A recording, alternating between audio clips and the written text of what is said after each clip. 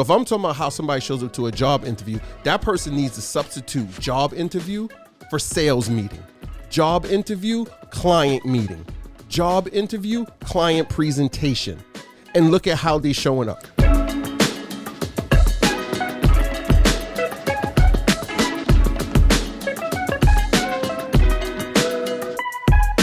And we're back. Welcome to the latest episode of Commerce and Chill. I am Jessica Johnson-Coe. I'm Waleed. What's good, Waleed? Chilling. It is hot as Hades here. I hope this is not. First of all, you talking about it's hot as Hades. Have you been outside? Wait, are you outside right now? I just came in. How people always complaining about stuff? You in a room with air conditioning under a light filming a podcast. It's hot as Hades. It's not hot. It's like, what is it?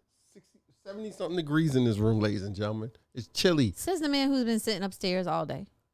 He didn't go outside to get lunch. But he didn't go past the hot pizza oven to get his 2 slices. Chill. She walked he three. Didn't walk she walked 3 blocks. Whoa, sound like a first world problem to me. He didn't walk down the block. She left an air conditioned office to walk 1.5 blocks each way to go get pizza and then come back to the office where it's air conditioning. Wrong. I walked to the fruit stand too. And you went to the fruit stand. So you walked, 5 blocks total? Each way. No, it was 5. Which fruit stand you went to? The one by the hospital. That's not 5 blocks. That's like 4 blocks. So, okay, ladies and gentlemen, she walked 8 blocks total. In the beaming sun. Left the air conditioned office. Walked 4 blocks. Pizza shop, fruit stand, and then actually you went to the fruit stand first. No. Okay. How you gonna tell me what I did? See, so you went to the fruit stand. You went to the fruit stand after you got the pizza? Yes, I had that to explains wait why for the pizza wasn't. So you ordered the pizza and then went to the fruit stand. He said it was gonna be 10 minutes for the pizza. pizza. So you go to the fruit stand, 4 blocks, 5. You come back. Go back to the pizza shop. So go to the pizza shop and come back to the office. The pizza shop is 1.5 blocks away from the office, ladies and gentlemen. So anyway, you leave an air conditioned office. You go to the pizza shop. That's air conditioned. Go to the fruit stand. Get the fruit. That's outside under a tent. Come back to the pizza shop. That's air conditioned. Blowing. And then come sit down back to an office with air conditioning. Then go back outside to take the supervisor her shirts. And she was at well, the if somebody would have told me the supervisor was here, the shirts would have went right downstairs before you. Attention. I would have to told I was paying attention, filling out, responding to applicants who are applying to join our team online. So anyway, sounds like he doesn't know how hot it is outside. Still sounds like a first world problem to me, ladies and gentlemen. It still sounds like you're talking from a point of view that you don't know. Sounds like a first world problem. It's what is it? What's the temperature right now here? It's 92 degrees. It's only 92 degrees outside. Oh my God, it's so hot. It's 92 degrees. I'm melting away. So it's as 92. you can tell, today's episode is going to be a complete and utter rant. First world problem. That's all I got to say. Complaining about. Who said I was complaining? You were. I was just like, oh, it's hot as Hades here today. That's a statement. Complaining. Not that, oh, I'm so grateful that it's 90-something degrees today and there's no snow on the ground. The sun is shining. The trees blossom. Flowers are growing. It'd be a great day to go sit on the deck with a nice cool drink and turn on the air mister that blows the mist to cool it down, or go to the beach or go hang out in the park under a nice tree. None of that. It's hot as Hades. That's not what I said. That's not how I said it. Hot as Hades, ladies and gentlemen. Ooh, boogly. See, so that's a good reason to talk about today's topic. So, our beloved cousin, Michelle Jenkins. Yes, Michelle. MJ is healthy. MJ is all I know, she got hella Instagrams. I can't keep up no more. Actually, Michelle, I stopped following when you decided to put a picture. You know that grid format when people do on their Instagram? So shout out to my cousin. I love her, but I'm about to put her on blast. She put up a photo of herself like posing in some hot outfit. But then she decided to use that software where it makes it into a grid. So when somebody's looking at the grid, they see the whole photo. And one day I opened up my feed, and because the software chops it up into a grid, it chopped this part of her outfit and it shows up in my feed. And she had his outfit with all his cleavage. So all I see in my feed is boobs. So I had to hit the unfollow button real fast because I didn't realize whose they were. And I was like, I don't want JC on my phone and being like, what's this all over in your phone? Why are you looking at boobs? I'll be like, I don't know. This is what they posted. So yeah, Michelle, don't use that grid joint no more, please, okay?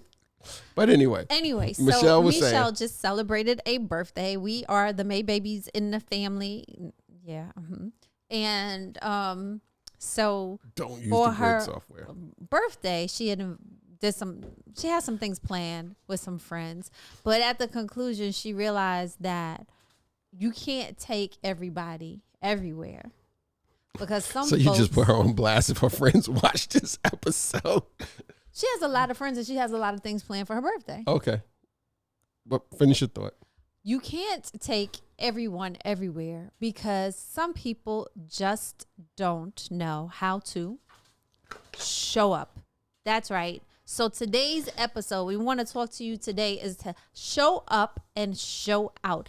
I am amazed at the number of people I see, whether it's people showing up here to apply for jobs or it's other entrepreneurs who are trying to increase their business, build their network. Some folks just don't know how to show up. Why are you making that face? Nothing. I'm listening to you. I mean, that's just the point. You just so we want to. But maybe it's not that they don't know how to show up. They're not versed in the ways they should show up in different scenarios. Okay. So how you show up to hang out with Pookie is not how you should show up to a job interview.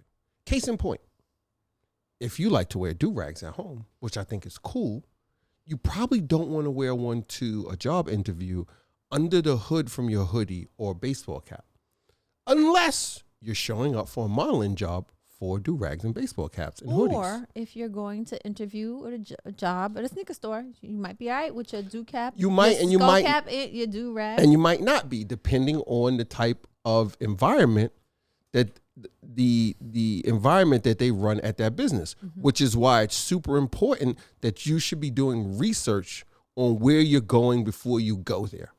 Because if you show up to JSB, we'll use an example. We do concierge security service at different locations throughout the city, right? And at those, and many of those locations, they are corporate environments, and they have dress codes for their team members and all of their vendors that work with them, right?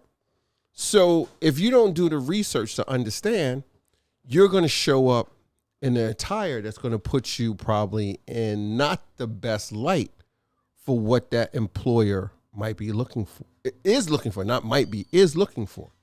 So you need to do your research on them and understand what they do, what they're looking for, depending on the job that you're applying for with them. Like, I'm just saying, I love sneakers. Got quite a few of them. But they might not be the best thing to wear to some job interviews. And then others, yeah, you could wear them. It wouldn't be a problem.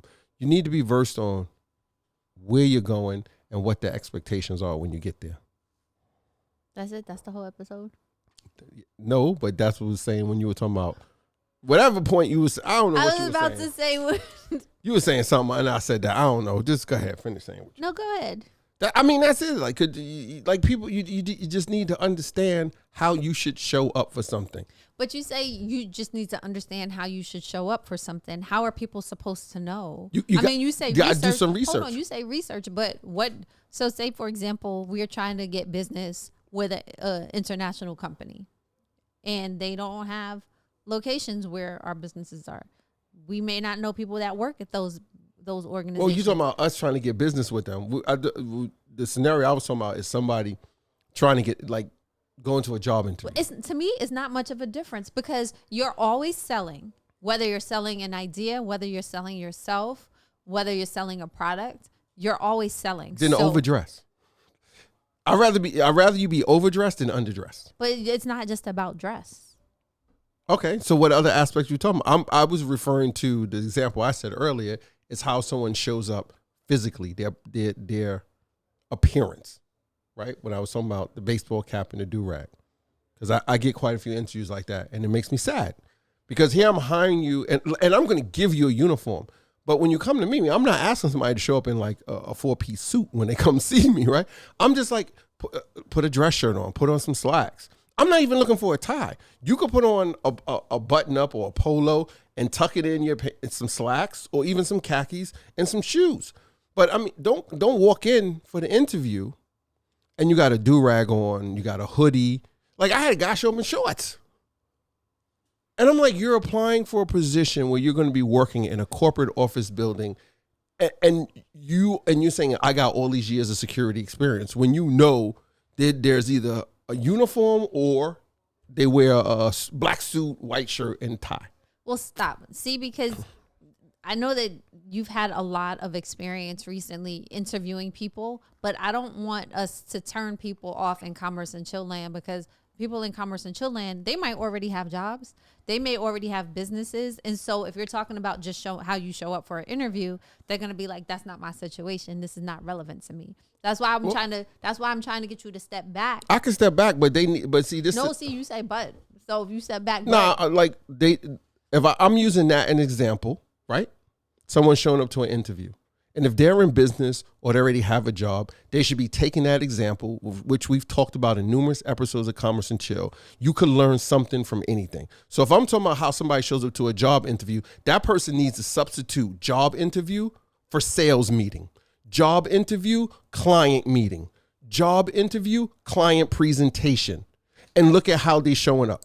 If you go to bed at night and you want your hair to be fresh and you wear a bonnet or you want to wear a do-rag, let me tell you something. If your appointment is at 9, you better be up at 6. So when you take that do-rag off, I don't see them lines on your head when you're sitting there because you wear it mad tight. Respect, I get it, but like I don't want to see that in the interview. So if you're going to a client presentation, you should do it. I'm not saying you shouldn't do those things you want to do or you can't be creative or expressive in how you dress or what you want to do. You just need to be mindful of the environment that you're going into, right? Look at the reporters when they go, to the Middle East and they put on a hijab, right? You have to be mindful of where you're going. And then what are the expectations there? What are some of the cultural things, etc.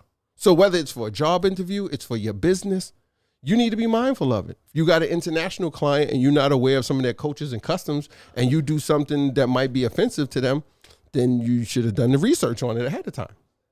All right, but you say do the research like it's very straightforward.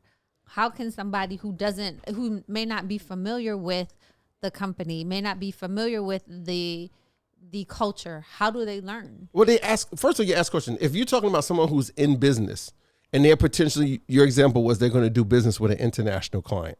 So if you have a meeting, there was something that precipitated that interaction, right? They might have reached out to you and said, hey, I'm interested in your product or service. Can you give us a quote? Well, whoever that point person is that reached out to you, you need to be asking them a lot of questions to prepare yourself for it. Then you should be going on the internet and pulling down every piece of information you can about them.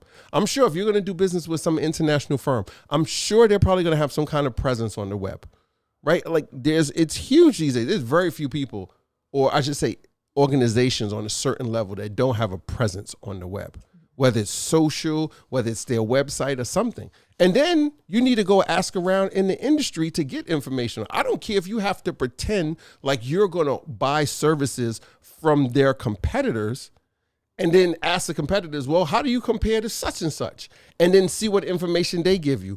Or you have to pretend to be a prospect for that company, pretend to be their customer and go do a demo of their product or understand asking those questions during a demonstration or talking to one of their customer support or their salespeople. Like there's tons of ways to get information about something or some organization or someone. Give the people in Commerce and Chill Land some examples of what partnership means to you and a time where you partnered at the soapbox to win successfully. Right. So I think there's two different scenarios for partnerships. There's partnership where outside of business, and then there's partnerships inside of business. Okay. So you could be a partner with someone and you're getting things done and you're super connected. Mm-hmm. right? You're on the same path. You share a similar mindset. It's almost like when people go into business together and be like founders and co-founders, like they start a business together, because there's a lot, not some, but there's a huge synergy there. And not to say that they're the same, they could be totally different. So I guess it's more like talking about almost like strategic partners versus just partners. And then in the business side, I look at partnership where there's a goal, or there's some problem or something we're trying to solve, and two different entities come together and be like, if we did this, we could probably get that. Like you talked about this contract that's 25 million, and working with some different companies to say, hey, who has a strength in what? You tackle that part, we'll tackle this part, and together we could all slice up this $25 million pizza pie. And we all walk away with a good portion of it. Right. So I look at it two different ways. There's a strategic partnership versus, and I don't want to say a true partnership, but where there's more of a connectivity of the individual versus it just being on the business side of it. Right. Right. Well, you know me, I'm gonna go straight to Merriam-Webster. So It's a blue screen, everybody. For partnership, they had the state of being a partner, participation. And I think that's the key part. When you're able to participate, that's where the magic happens. That's where you earn your money. It's not just in the thinking. It's not just in the talking. It's in the doing. It's about doing. So when you're participating with other parties, you're able to get more done. You're able to... I had plenty of partnerships where we did more than the other. That don't work. Right, but you're able to get more done because you better manage time if you're splitting the responsibilities, if you're splitting you make the it resources. So you got to participate if you're going to be in a successful partnership. So give them an example. Did you give them an example? You just started talking. Of a winning partnership that you've had at the Soapbox. There are partnerships that we built in the beginning to build out on the commercial side. So we got into strategic partnerships, and one good example would be that we work with Core Services. Shout out to my man Gordon Jackson. Hi, Gordon. What's up, Frat? We had a relationship previously with the laundry service, and then we were when he was working with the supportive housing in the neighborhood, and we did that whole Thanksgiving, like we did the donation with the food, and did then we take food, or we just took laundry? No, project?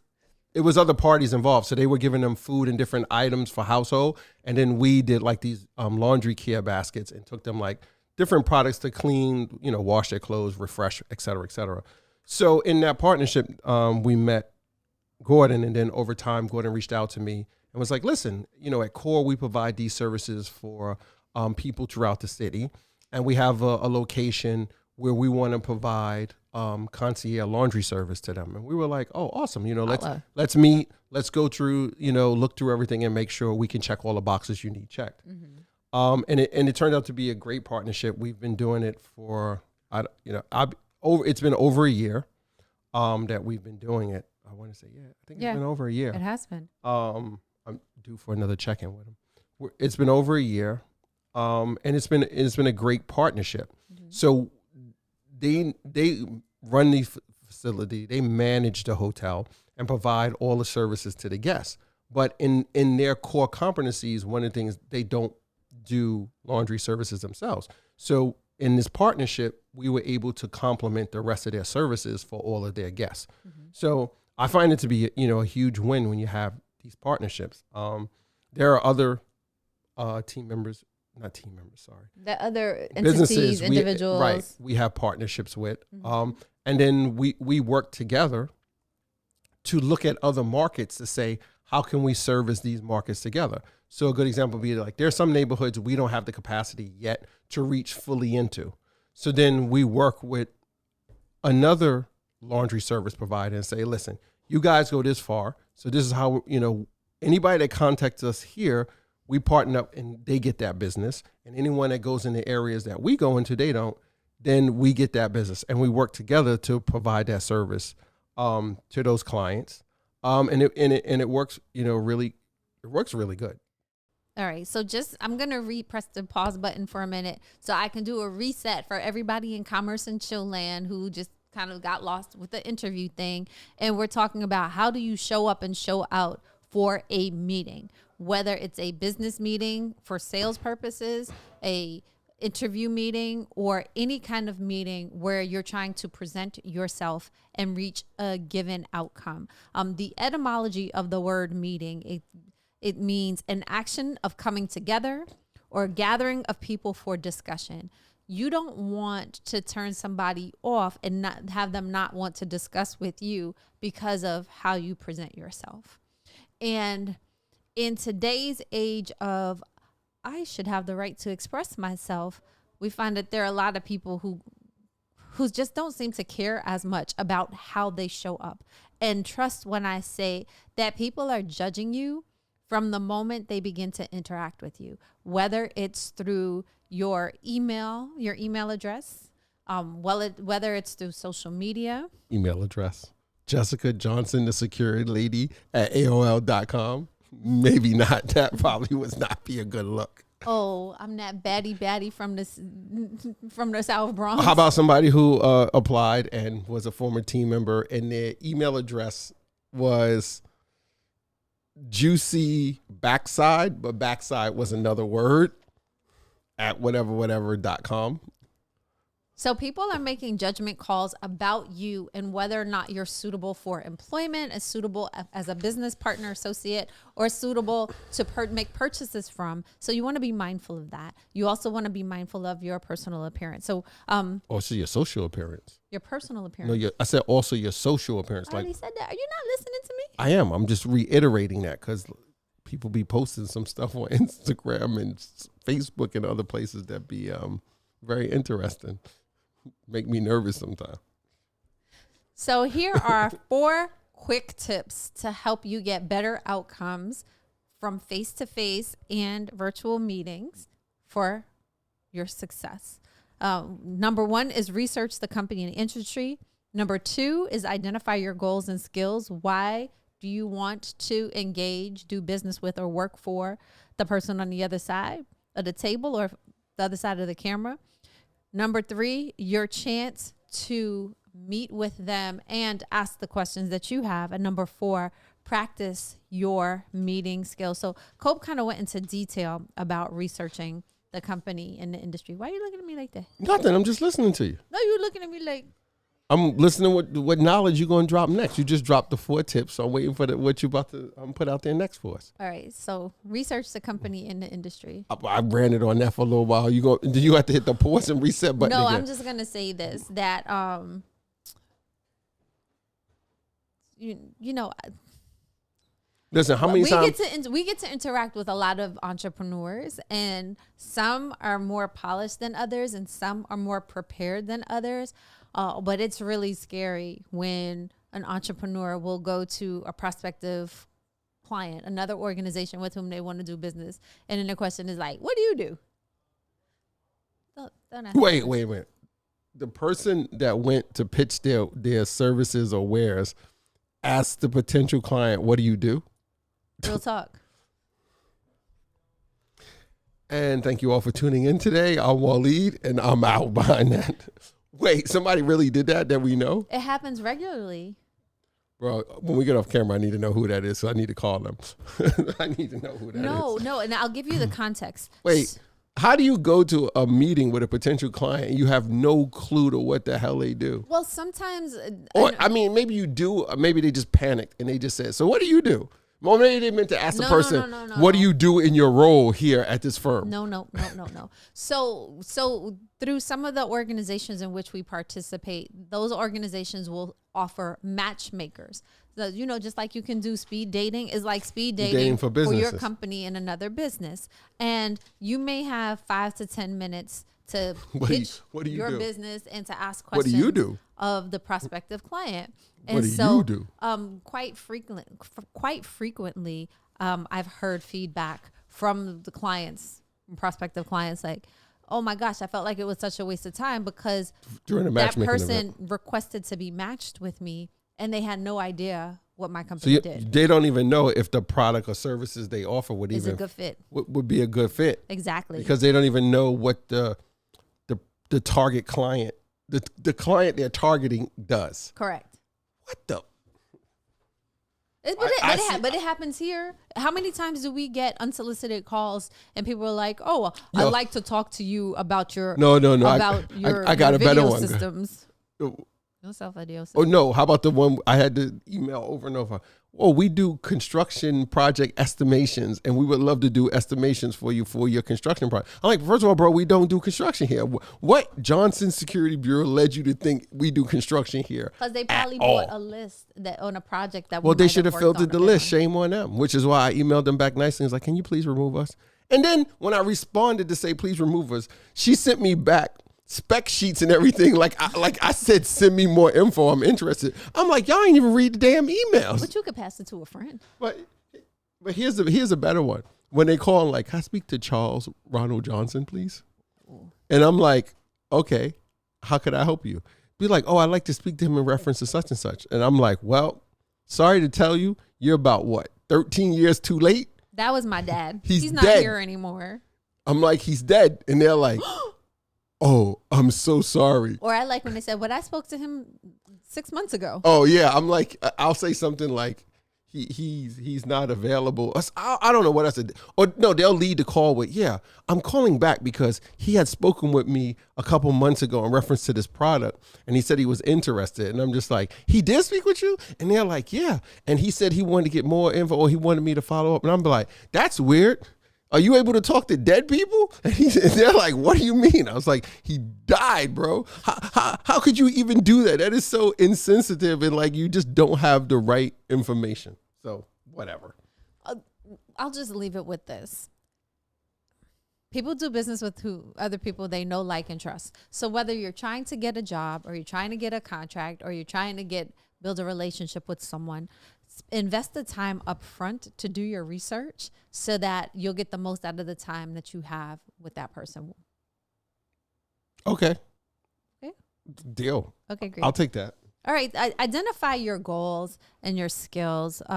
Why do you want that outcome? Why do you want that job? Why do you want that contract? I just got off a call with some of our advisors regarding some new business opportunities. And when it was all said and done, they were like, wait, so what is it you want us to do again? They're like, we thought you were asking us for money. I'm like, no, I don't want no money. I just need some help. But in the process of the conversation, they shared some insights to help me refine the vision as I already had it. And luckily I wasn't asking for money this time, but I know when I'm ready to ask for money, I can go to them. So when you're engaging with someone in a meeting, whether it's for an job interview or for some business, know what your goals are. Keep that in mind so that you can communicate it to the person with whom you're meeting. You'll need to be able to show that you can support that person in whatever capacity.